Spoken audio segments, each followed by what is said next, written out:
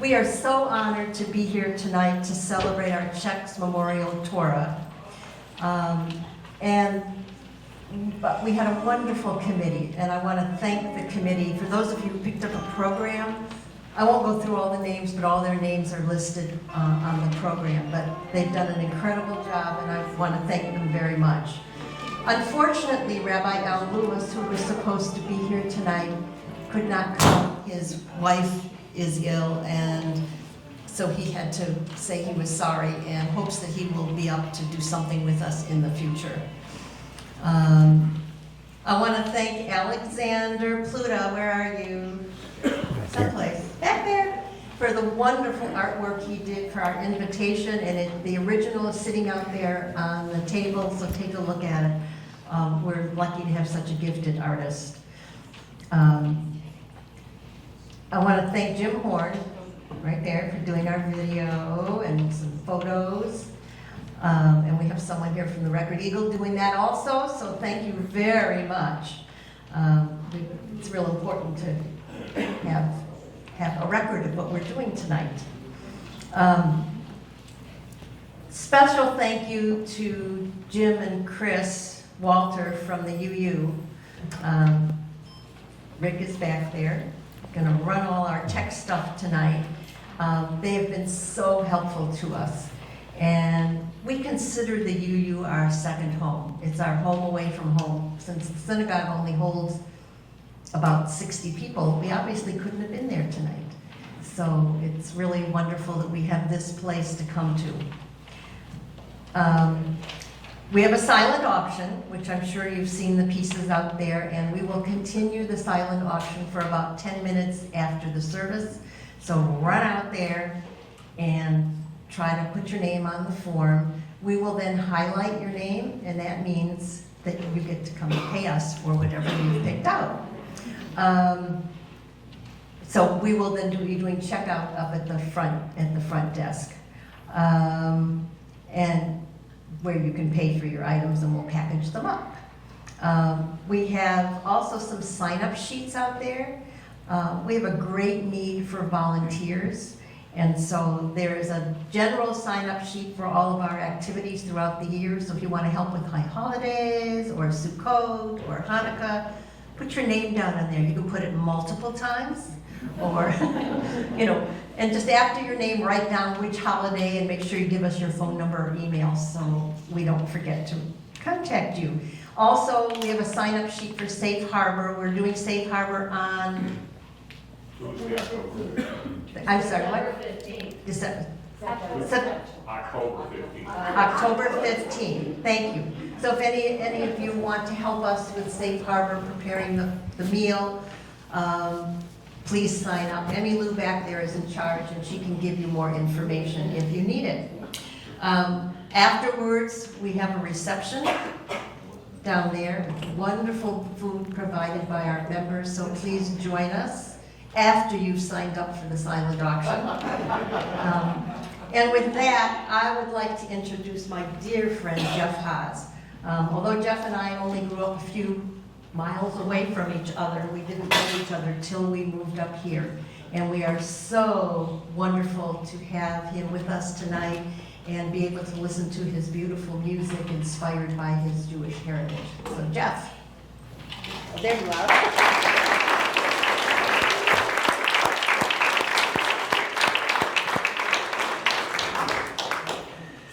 Thank you, Terry. It is an honor to be here this evening. I'm grateful for this opportunity to share in this wonderful event with you all.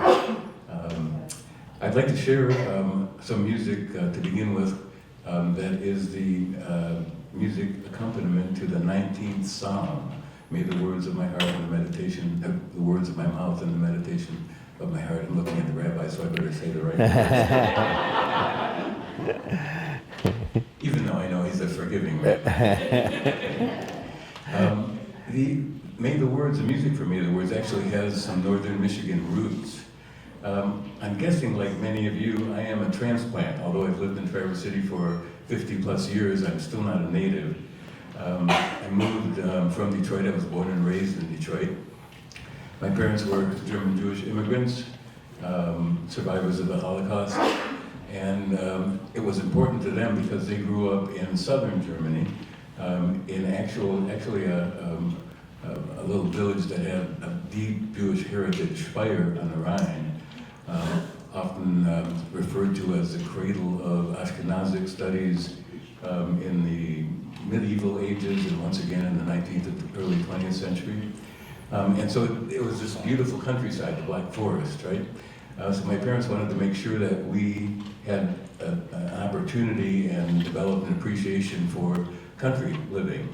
So like so many of you who I'm assuming fell in love with Traverse City coming here for vacations, we used to come up to Walloon Lake.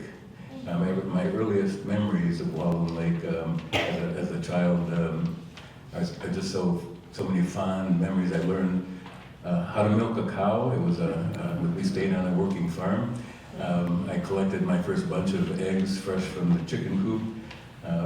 I saw my first chicken running around with his head cut off, which was soon to be our dinner at that point.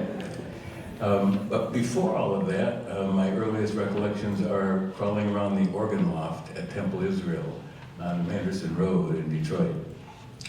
And that was because my dad was music director and organist for 20 plus years at Temple Israel.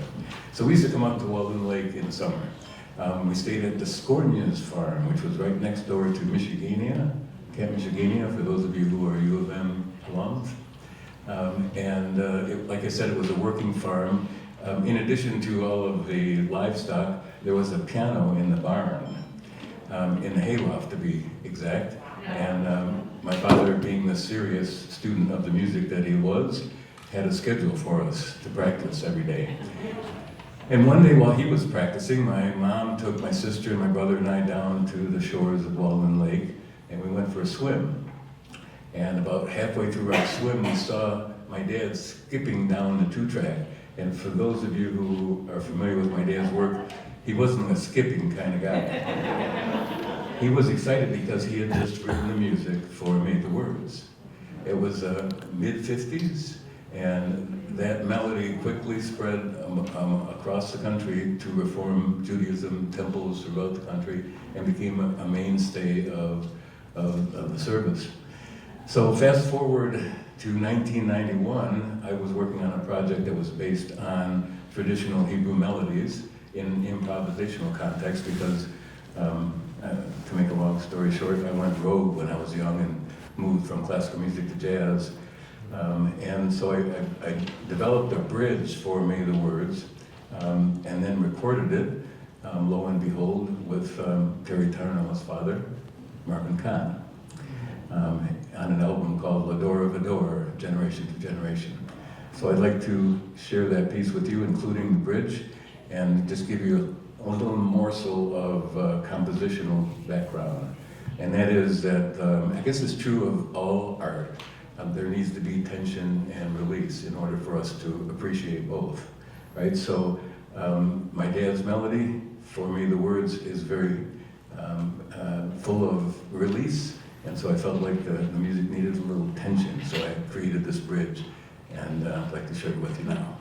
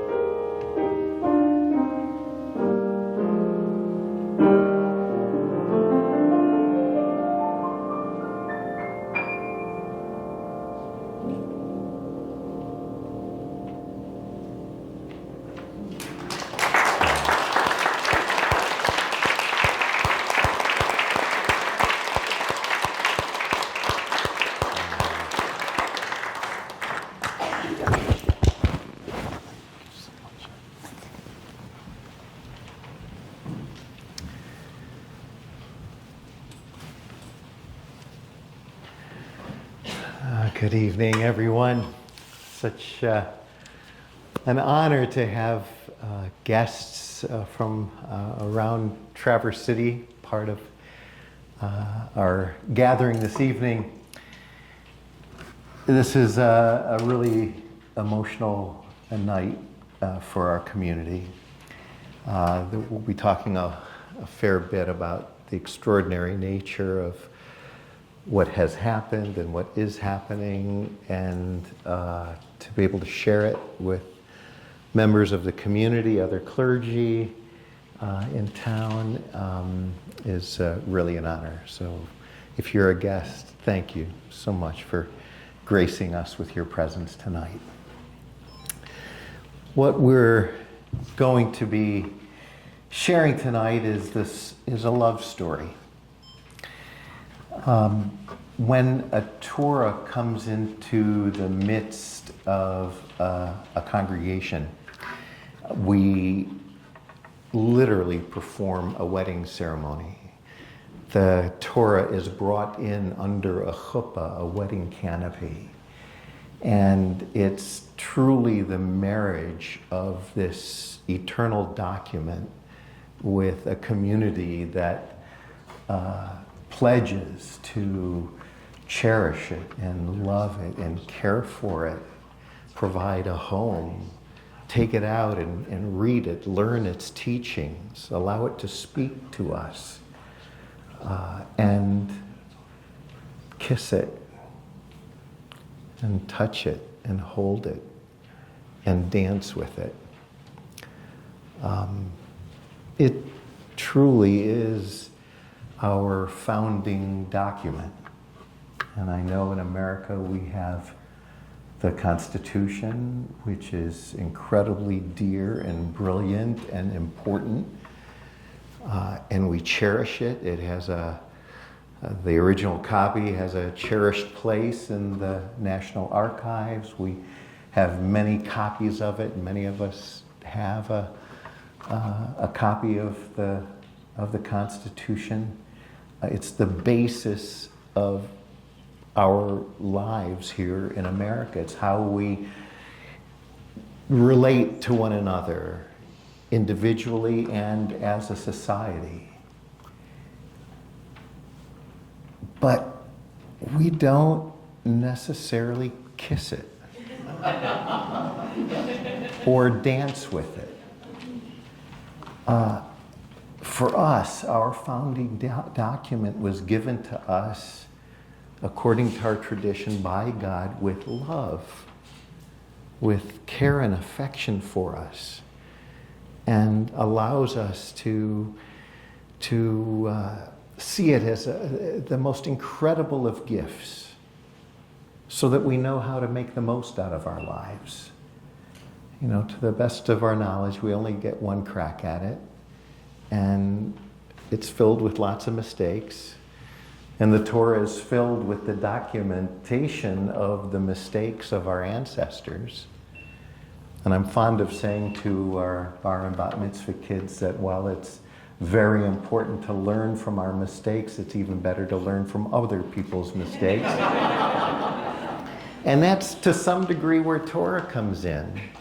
You know, the people we revere, Abraham, Isaac, Jacob, Moses, Sarah, Rebecca, Leah, Rachel, Devorah, on and on and on. These people were real people. And they had real flaws. They made real mistakes. And we can learn from those so that we don't have to make them. So in the late 1800s, right around the time that our synagogue here in Traverse City was built, 1885, 139 years old, next year 140, right around the same time that that shul in town was being built, the Torah in that ark was being written by a scribe who had immense training, went through elaborate rituals every single day. Every time he took a handcrafted feather quill that he himself carved with specially prepared inks that he himself, I know it was a he at that time, there weren't women who were doing it, there are now. But then there weren't. He prepared the ink, he prepared the parchment, and took a full year to write a single Torah scroll. An immense job. And the community of the Pinkas Synagogue in Prague made it possible for this scribe and his family to live for a year while the Torah was being written. And then, with pomp and circumstance, surely, under a canopy, the Torah made its way into the Pinkas Synagogue, which was a small congregation in Prague. I happen to have been to the building in the Jewish Quarter a number of years ago. I didn't know when I was there that our Torah came from that synagogue, but it did, the Pinkas Synagogue. It was a lot like our congregation here in Traverse City. For 60 years, bar and bat mitzvah kids got to read their Torah portion from that scroll. On the high holy days, it was read. Simchat Torah, the joyful holiday of the Torah, when we dance with it, the congregation danced with that Torah. They housed it, they loved it, they cared for it. It taught them the laws of life and how to make the most of our lives. It was a love affair that they had with their Torah for 60 years. And then the Nazis came. And they murdered the entire congregation.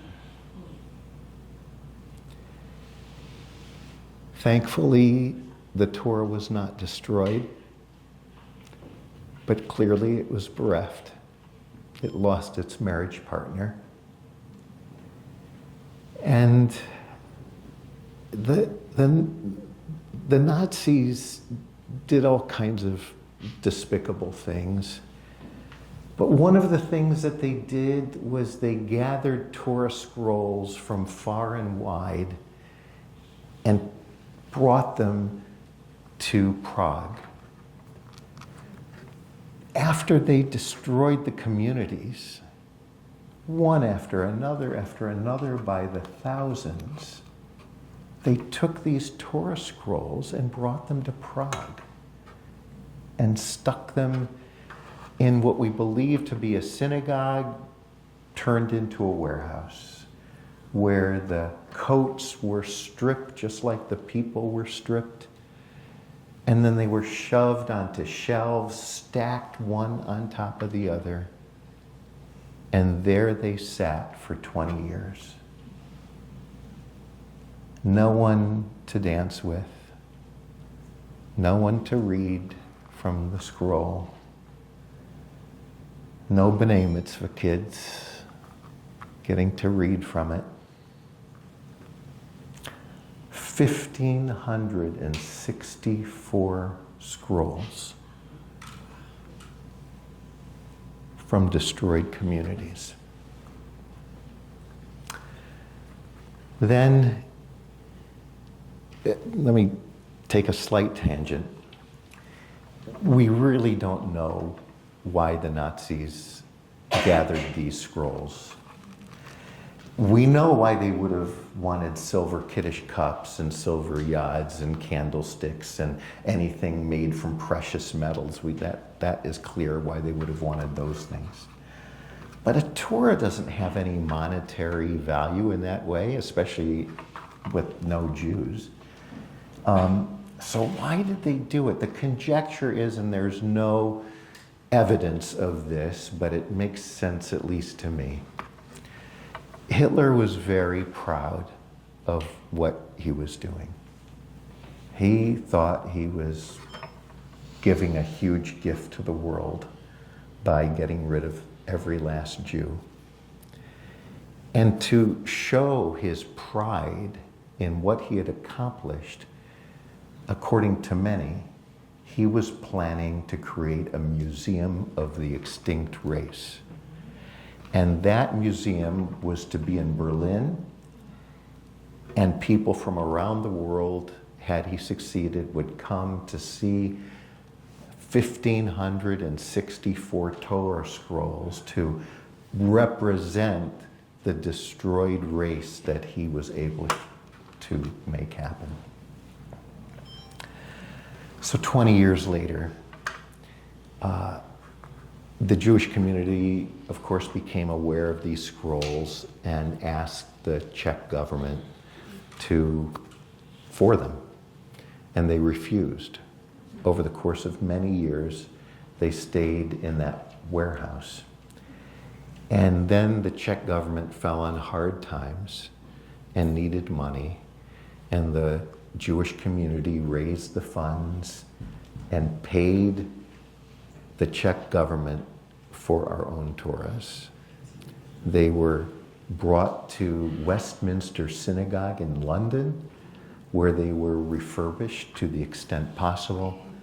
And then the Memorial Scroll Trust was created, which then distributed these scrolls to congregations throughout the world as memorial scrolls.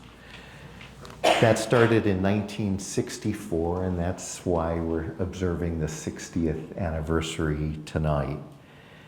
To get a scroll, you had to apply for it, and there were many criterion for the scrolls, for the congregations to apply. One of which is that it had to be a viable congregation that could take care of the scroll appropriately. Congregations had to get insurance. There were restrictions on what kind of refurbishment you could do if it needed it in order to maintain the integrity of the scroll. And then it needed to be used. It was to be not just left in an ark, but read from, danced with, cared for appropriately. In 1975, and reaching its culmination in 1976, the Balfour family, Jenny, Julius, and Al, made it possible for our congregation to receive one of these scrolls. And as I mentioned, it's the one from the Pinkas Synagogue in Prague. So we are its second partner. You know, when you're married to someone for a long time and you lose your partner, especially under tragic circumstances, but any loss is a loss. And then you're alone for 20 years. And then you have the good fortune of finding a new partner, someone who will love you and care for you and who you can love, who you can learn from and care about. So tonight is certainly bitter in that the history of our scroll is so difficult to even fathom. But it's joyful too, because if you're a Torah, what you want more than anything is to be read, for you to be able to impart your wisdom, to share your contents, to connect with a bar bat mitzvah boy or girl, to be kissed and held and danced with. Our Torah dances again, and for that we celebrate.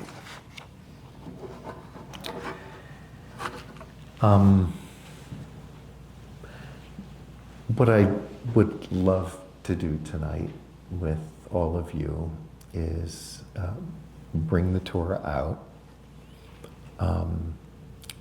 I've asked Michael Tarnow to carry, I've asked our president, Mike, to carry the Torah around the sanctuary.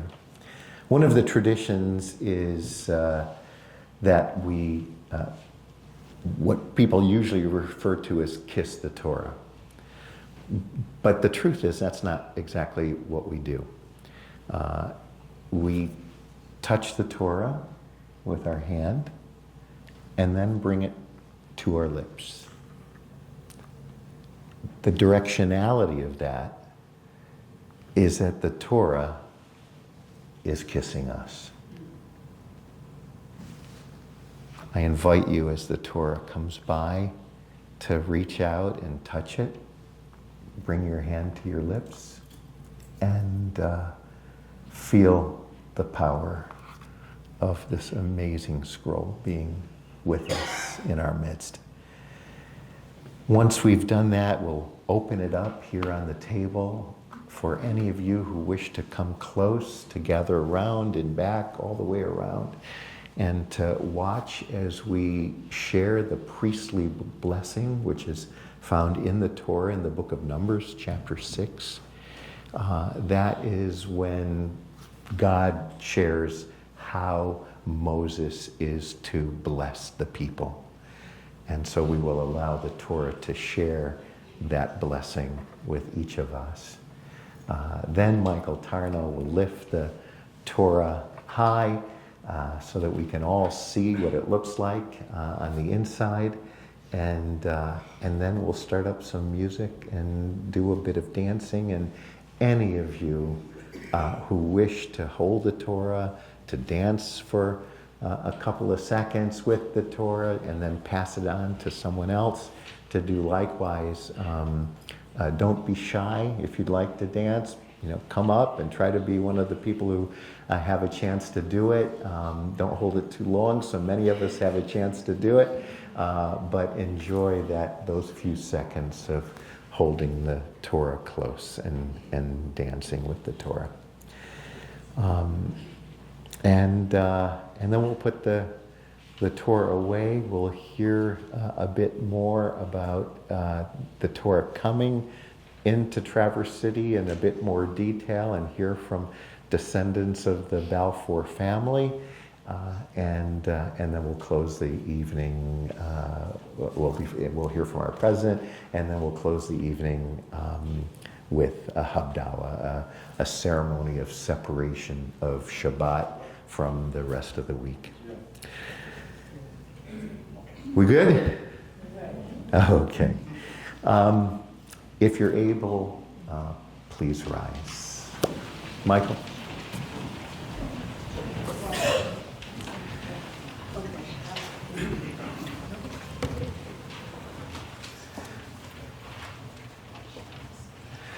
Ki mitzion teitze Torah udvar Adonai mirushalayim. Ki mitzion teitze Torah udvar Adonai mirushalayim. Ki mitzion teitze Torah udvar Adonai mirushalayim.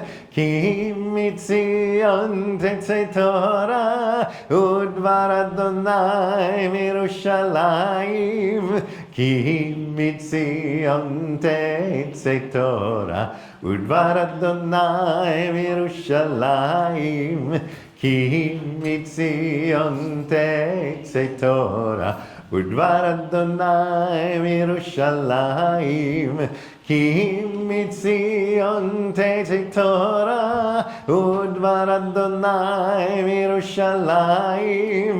Ki mitzion tetzei Torah udvar Adonai mirushalayim. Yerai rai rai rai yalai rai rai rai yalai rai rai rai rai rai yalai rai rai rai yalai rai rai rai yalai rai rai yalai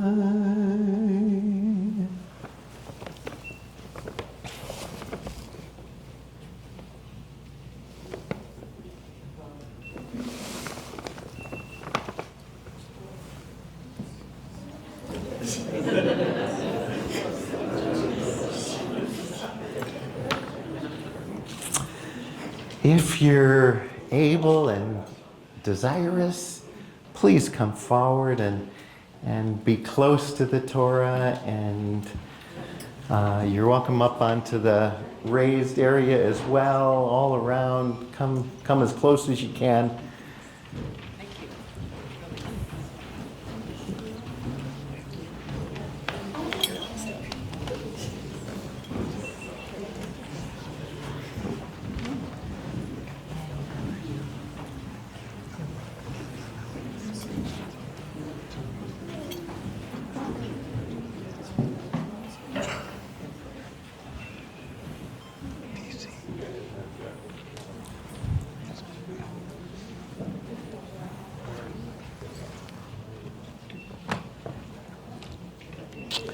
You're welcome to join me with the blessing.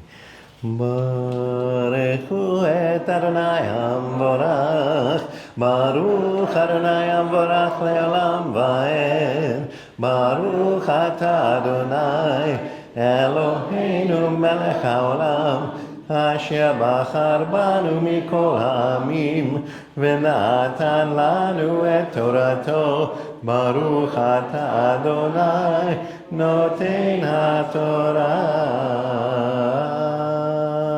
Amen. Yevarechecha Adonai v'yishmerecha. May God bless us and protect us. Amen.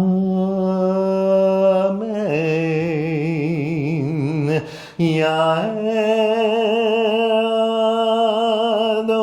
Adonai panav elecha v'chuneka.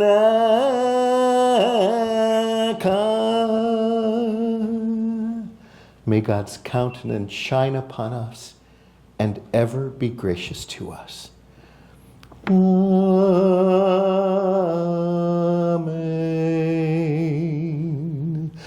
Yisa Adonai panav elecha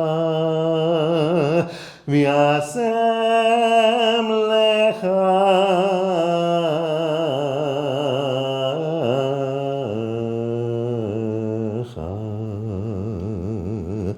Shalom.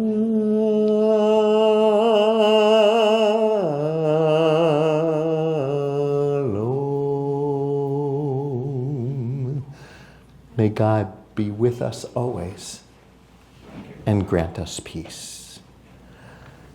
Amen.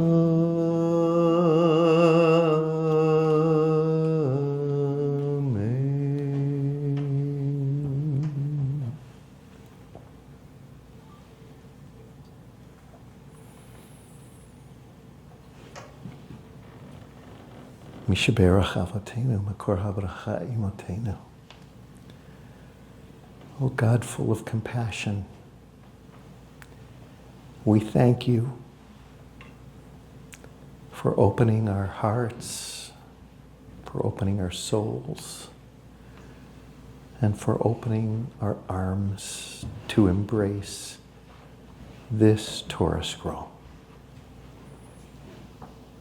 for bringing it into our midst, for allowing us to love it, to care for it. You shower us with blessings. May we be worthy of the task you have given us. We thank you for the privilege. Amen. For those of you who are close enough to see, a scribe has to plan ahead enough to justify both right and left. Every letter has to be separated, none can touch. There are 61 panels in a Torah, and they are designed to last for hundreds. In some cases, they've lasted for thousands of years. We never touch the face of the Torah, which is why we have a yad in order to act as a pointer to prevent our oils from getting on the parchment and darkening the parchment or smudging the letters. Our task with the Torah always is to treat it with love and kindness, but most importantly, to learn its lessons.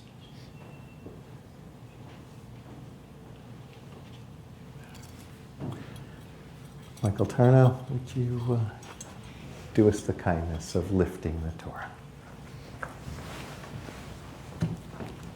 Rabbi, is that why some of the letters are really long? Like at the end, there's really stretched out letters. Sometimes, exactly. And this Torah has been really beautifully done, but sometimes you see that a scribe gets near the end, but has not that many letters to get it all the way to the end, so they get elongated and stretched out. Here is a mem that's extra wide, just to get it up to the finish line. Yeah. Like when you try and write the happy birthday sign and you don't leave yourself enough space and you get really squished together. Or just the opposite. Yeah, exactly. So Arnie didn't get introduced. This is Rabbi Arnie Schluterberg, who has been our rabbi on and off for how many years? Since 1982. And we're so proud that he's here. And everyone is invited Saturday mornings when Arnie is here, which isn't unfortunately every Saturday. There is a class on Torah. And that would be open to the public, and I hope that's published on our website. It is. Thank you, Michael. Appreciate that. Thank you.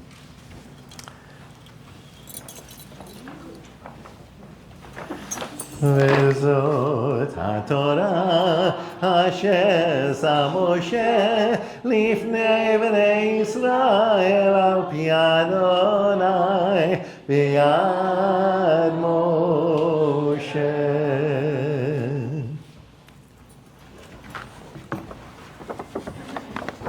עץ חיים היא למחזיקים בה ותומכיה, מאושר עץ חיים היא למחזיקים בה ותומכיה, מאושר.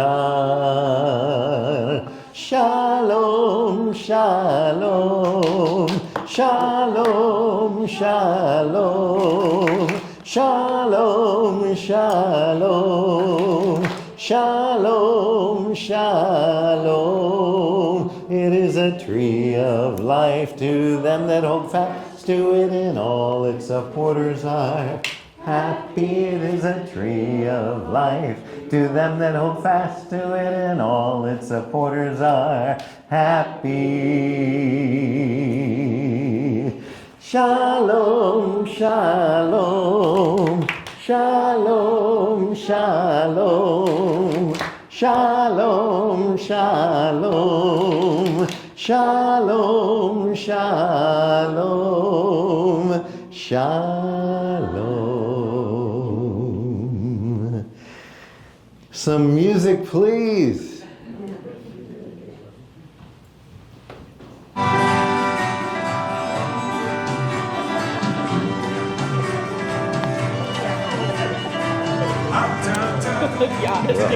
Let's take that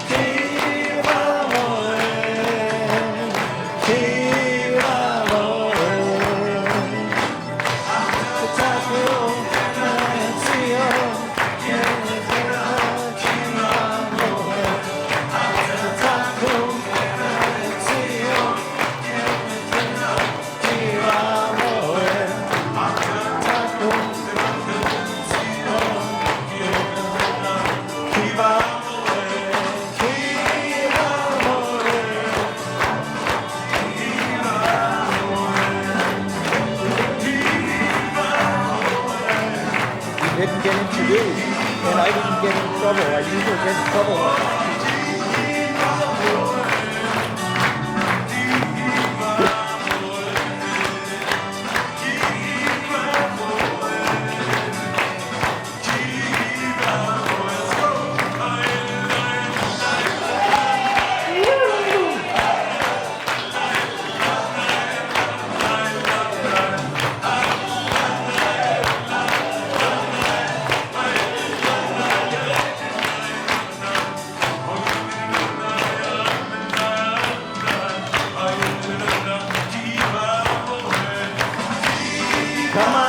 if you want to get in on it, come on up.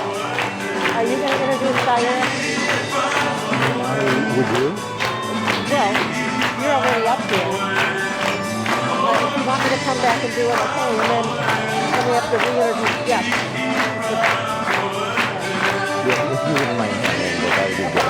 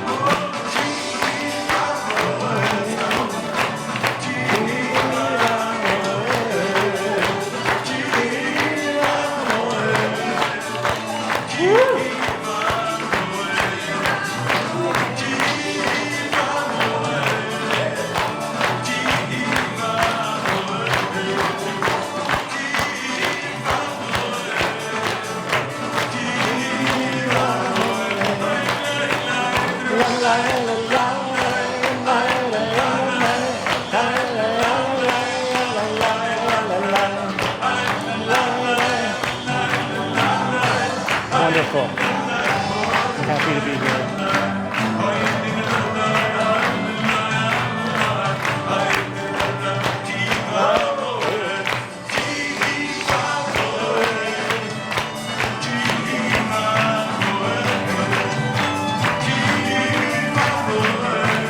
I'll take the water treatment down.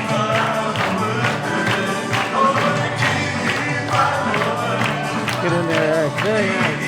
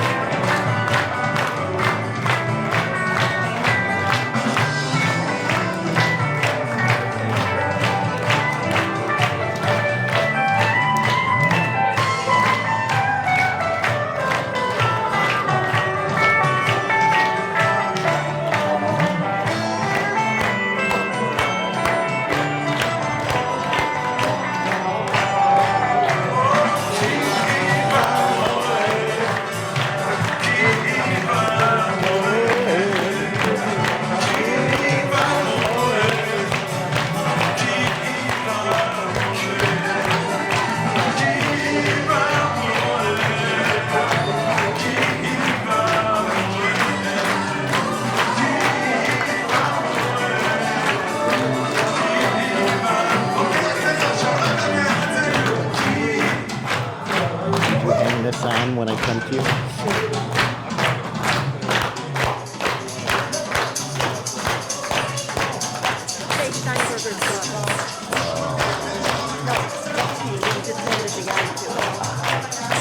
And the other one is behind her.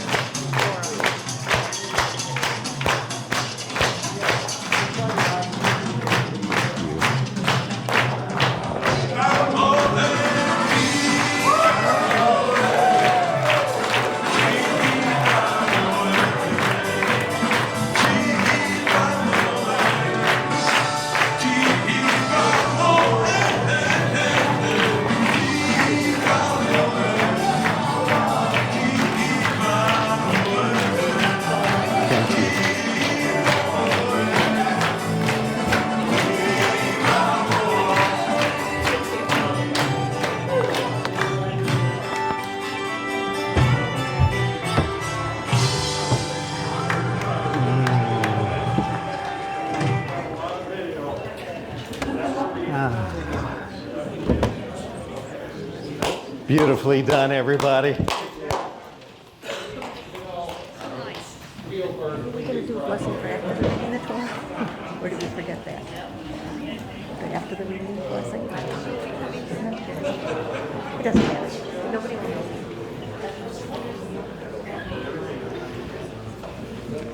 All right, got my aerobic exercise in for the day. This is wonderful so far. I would like to now introduce, we're honored to have a member of the Belfour family with us. I'd like to call Diane Belfour up here to say a few words about the family and her grandparents.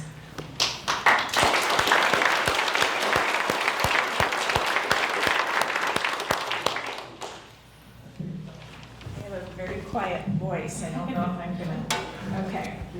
First of all, I'm so far out of my comfort zone, I can't tell you. And second of all, I knew it was going to be emotional, and I'm kind of surprised at how many ways it's more emotional than I expected, so please be patient with me. Good evening, shalom. I hope you all had the opportunity to read Seth Stein's wonderful article in the Record Eagle telling the long history of the Holocaust, or Torah's, and also Rabbi Arnie's history as well. I now have the privilege to tell you the rather short but personal story of how the Torah came to Traverse City and Temple Bethel. I am the granddaughter of Jenny and Julius Balfour, and even our family knew little of their history before immigrating to the United States in 1920. Jenny Zarkin was born in Minsk, Russia. Julius Balfour, which we're never sure if that was really our last name, but it's what we got, was born somewhere in Belarus, near the border of Romania. They escaped the horrors of the Russian Revolution, coming through Ellis Island at different times, finding each other, marrying and settling in Brooklyn, New York, where my father, Albert, their only child, was born. They would move to Boston, where Jenny would become the fierce financial manager and capable landlady of the brownstone apartments on Blue Hill Avenue, across from Franklin Park, the memories of which filled my youth with a vivid imagery that was quite a contrast from growing up on the farmland and waters of Leelanau County. I'm actually 5th generation Leelanau County, so that's an honor as well. Julius, the artist, as an interior house painter, specialized in magnificent comb ceilings, which I noticed in some of the slides earlier. You could see some of that in their home in Suttons Bay. And he did intricate stenciled wall murals. He would walk my brother Conrad and I to the bakery in Dorchester for fresh bagels, another sensory overload of our youth. My dad would move them to Suttons Bay in the early 70s, where they became a very active part of the Temple Bethel congregation. And I was going to remind you that it was the oldest temple in Michigan, but you already know that. Jenny's lament. If you only knew my grandmother, you would know her lament through the years. Life is hard. And it was difficult for them to talk about life in Russia, although I tried on many occasions to know more about their early life. It was impossible to break through their traumas. It had to be very difficult to transition from their early lives in Russia to the fast and ever-changing times in the United States. But Jenny shared her love as a normal Jewish bubby would do. Bagels, blintzes, and borscht. If you ever had the privilege, and I know a couple of you probably did, have the privilege of having her blintzes and borscht, you would know you were loved.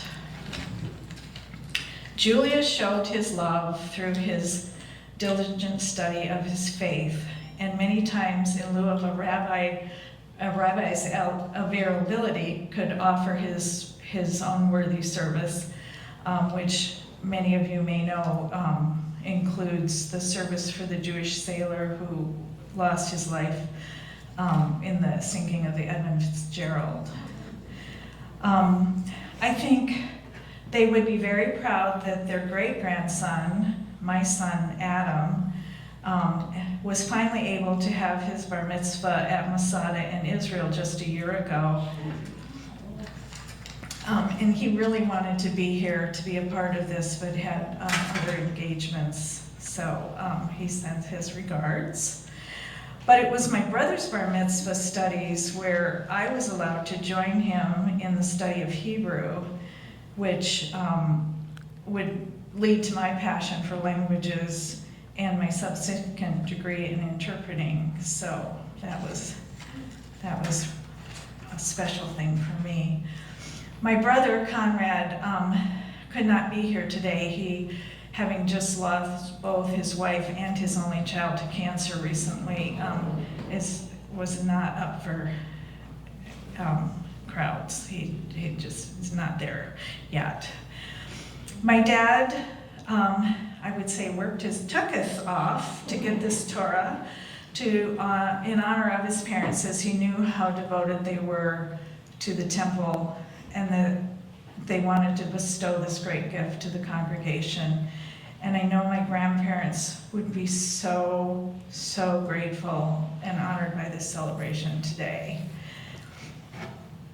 And that is all I can tell you. Thank you.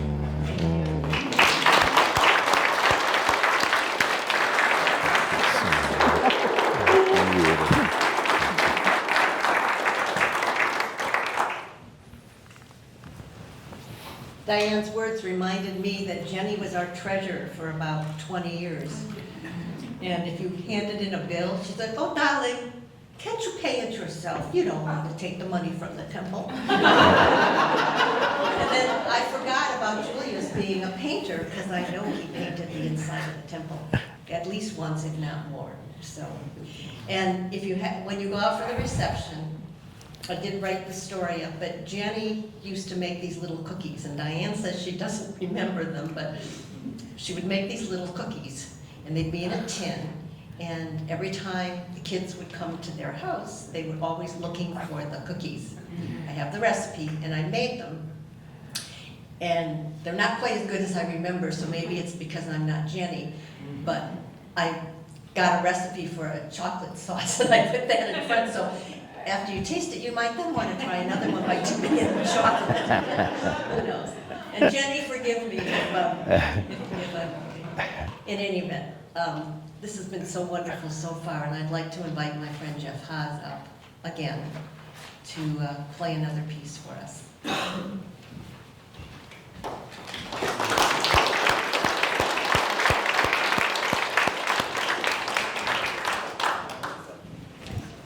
Thank you.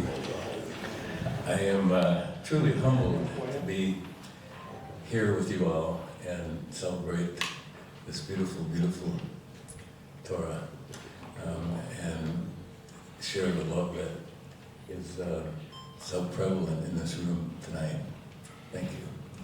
I'd like to remember the Balfours and other ancestors who are no longer with us.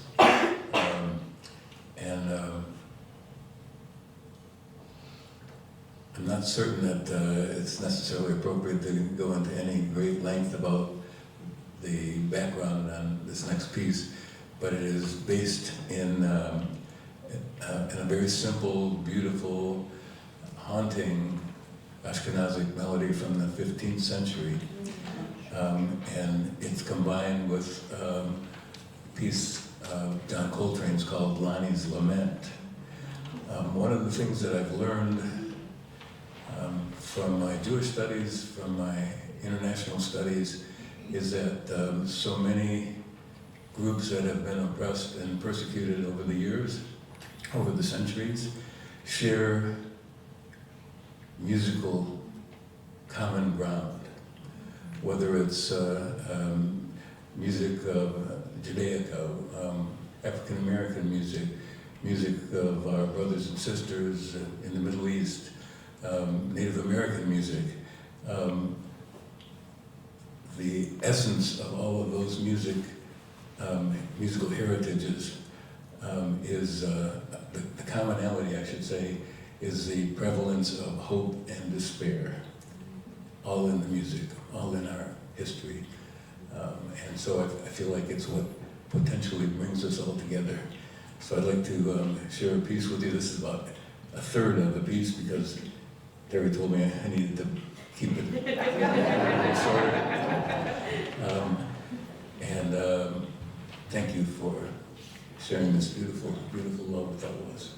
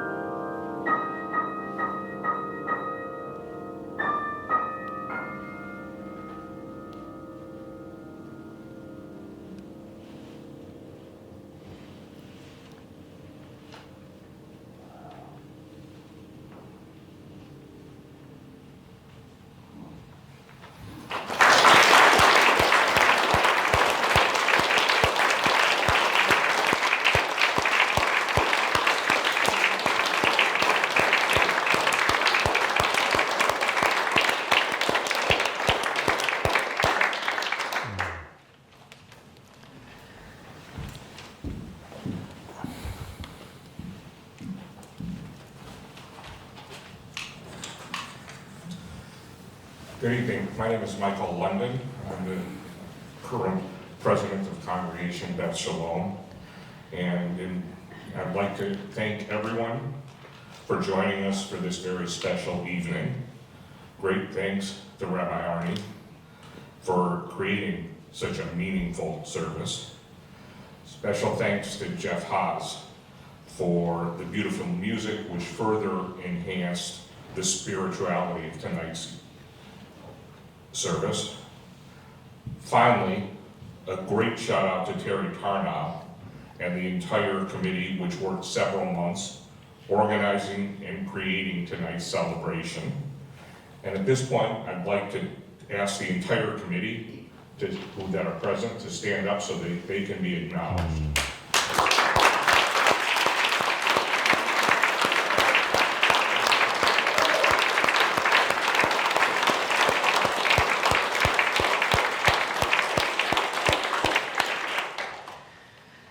I would also like to take this opportunity to inform members and supporters of Congregation Beth Shalom that the Board of Directors has authorized the creation of an endowment fund for the temple. The fund's purpose is to help ensure the presence of a Reformed Jewish congregation in Traverse City now and in the future. Information and pledge cards are available tonight, which will provide details concerning the endowment. And a formal meeting to discuss the endowment is scheduled for 2 weeks from tonight, September 14th at 7 p.m. and will be held at the synagogue. Please RSVP if you're planning on attending. Of course, since this is a Jewish event, please bring a dessert to share. Thank you again.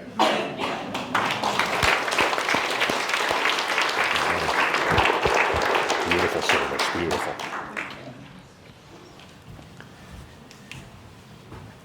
So, thank you, Mike. In our tradition, in the Torah are 613 commandments, 10 of which, of course, are the 10 commandments. But if we count up every time God says, "Thou shalt," and how many times God says, "Thou shalt not," we find that God says, "Thou shalt not" 365 times in the Torah, and "Thou shalt" 248 times, equaling 613 commandments. That's a lot to live by. But we see them as acts of love on our part for God, and an act of love that God gave us this incredible wisdom to make our lives holier and more productive and more beautiful, more satisfying. You'll notice on the pledge cards that one of the levels of giving for the endowment is $613. It's very symbolic and very rich in meaning, and so if you see a pledge card and you say, "Why 613?" You'll know. I'm going to turn out the lights, and then we'll get started with our Havdalah service. Before I do, let me just say that I love Havdalah. It employs all of our senses. We'll be lighting a candle, so we'll use our sense of vision. We've got sweet wine, so tasting of the sweet wine. We've got spices, so employing our sense of smell. We'll be singing, so we'll hear one another. And you'll notice that when we say the blessing of the candle, in addition to looking at it, I will wave my hand over and feel the heat of the candle. We use a braided candle for Havdalah. This one's well used. And at the beginning of Shabbat, we have two separate Shabbat candles. But the goal over the course of Shabbat is to intertwine our lives, to integrate every aspect of our being. And so we symbolize that by those candles coming together over the course of Shabbat. And hopefully it will produce one larger flame. I said that I love Havdalah. It's really beautiful. It's about 4 or 5 minutes long, and that's not the reason I love it. But it's pretty nice that it's that short. We'll turn off the lights and get started.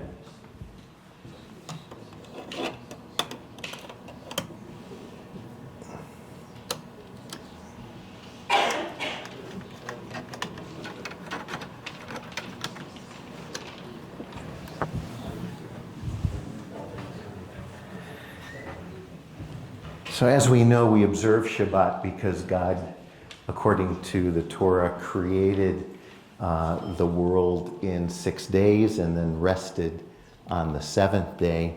We recreate that pattern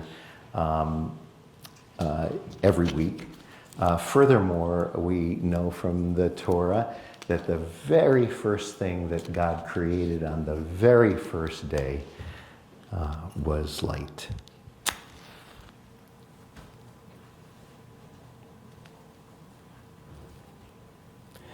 And one last thing. We'll be blessing each of these symbols, but in between, we will be singing what's called a nigun, a song without words. In this case, la la la. So there's no excuse for you not to sing along. Please rise.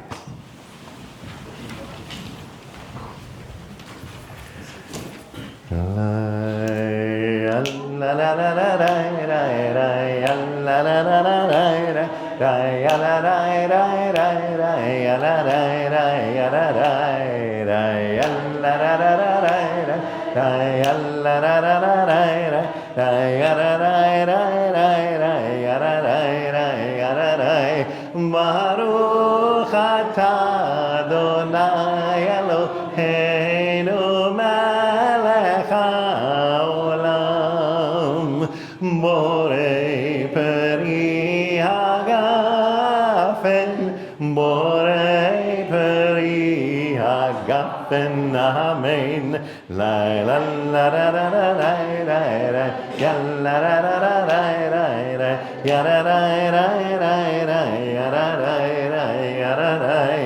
Baruch atah Adonai Eloheinu melech haolam borei minei v'samim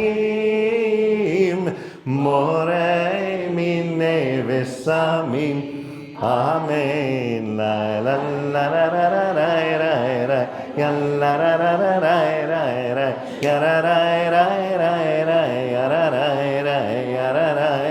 Baruch atah Adonai Eloheinu melech haolam borei meorei ha'esh borei meorei ha'esh amen la la la la la la la la la la la la la ya la la Baruch atah Adonai Eloheinu melech haolam hamavdil ben kodesh lechol hamavdil ben kodesh lechol amen la la la la la la la ya la la la la la la ya la la la la la ya la la la ya la la la ya la la la la la la ya la la la la la la ya la la la la la ya la la la ya la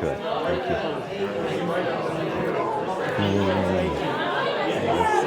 So welcome. Thanks. It's very interesting. Really appreciate you doing that and doing what you're doing. I look forward to seeing your artistry. Well, thank you. I hope it's good news. Oh, thanks.